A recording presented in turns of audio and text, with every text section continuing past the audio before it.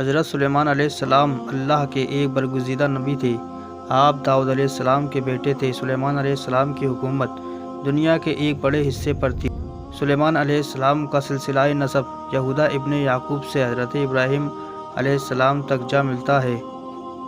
آپ کم عمری میں ہی تخت نشین ہو گئے۔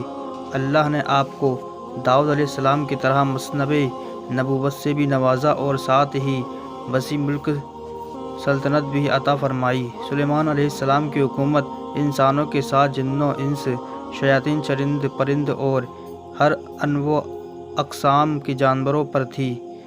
علماء نے آپ کی حکومت 750 سال لکھی ہے۔ آپ کو بہت سارے معجزے بھی عطا کیے گئے تھے۔ مثلاً آپ جانوروں کی بولیاں سمجھ سکتے تھے، آپ ہوا پر قابو رکھتے تھے اور آپ کا تخت ہوا میں اڑتا تھا۔ جن اور شیاطین آپ کے خادم اور غلام تھے جو حکومتی امور میں آپ کی اطاعت کرتے تھے۔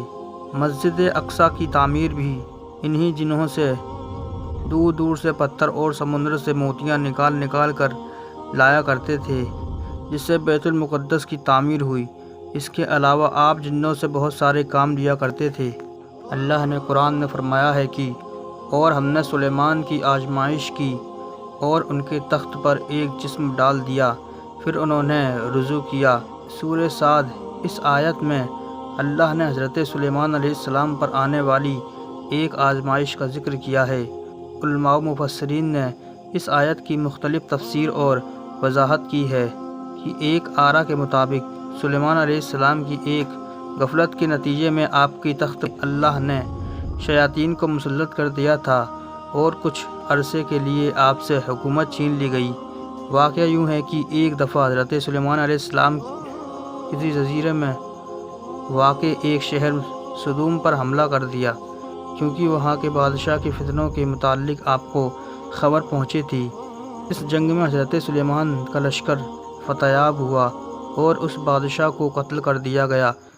مال غنیمت کے طور پر اس بادشاہ کی بیٹی بھی سلیمان علیہ السلام کے سامنے پیش کی گئی، جو مسلمان ہو گئی، لہٰذا آپ نے اس سے نکاح کر لیا۔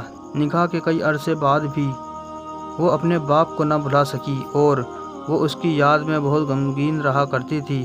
سلیمان علیہ السلام کے حکم جنات نے اس کے باپ کی شکل کا ایک بت بنا دیا، لہٰذا وہ اسے دیکھ کر اپنا دل مطمئن کر لیا کرتی تھی۔ کچھ ہی دن گزرے کہ اس کی کنیزیں اور قوم کی عورتوں نے اس بت کی پوجا کرنا شروع کر دی اور سلیمان علیہ السلام کے محل میں ہی خفیہ طور پر بت پرستی کا آغاز ہو گیا، جو 40 دن تک جاری رہا۔ آخر حضرت سلیمان علیہ السلام کے وزیر آصف برقیہ کو اس کا علم ہو گیا۔ اس نے آپ کو اس شرکیہ عمل کی خبر دے دی۔ آپ علیہ السلام بہت ہی برہم ہوئے اور غصے میں آ کر اس بت کو توڑ دیا۔ آپ نے اس عورت کو سزا کے طور پر اپنے محل سے نکال کر شہر بدر کر دیا اور سجدے میں گر کر اللہ سے معافی طلب کی، لیکن اللہ نے آپ کی اس غفلت کی وجہ سے آپ کو ایک آزمائش میں مسلط کر دیا۔ دراصل آپ کے پاس ایک انگوٹھی تھی جس سے آپ جنوں انس پر حکومت کیا کرتے تھے۔ ابن عساکر اور امام حزمی کی روایتوں کے مطابق وہ انگوٹھی چاندی کی تھی۔ اس کا نگینہ آسمان سے آیا تھا جس میں یاقوت پتھر جڑا ہوا تھا۔ اس انگوٹھی پر اسم اعظم کندہ تھا اور ایک حدیث کے مطابق اس انگوٹھی پر محمد صلی اللہ علیہ وسلم کا اسم مبارک بھی لکھا تھا۔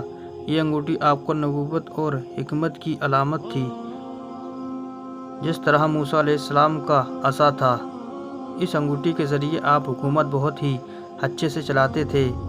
اسے آپ کبھی جدا نہ کرتے، اسے آپ کبھی خود سے الگ نہیں کرتے تھے۔ جب آپ قضائے حاجت کے لیے جاتے یا اپنی بیویوں کے پاس جاتے، تبھی اس انگوٹھی کو اتارتے اور اس کو اپنی سب سے بھروسے مند کنیز امینہ کے سپرد کر دیتے تھے۔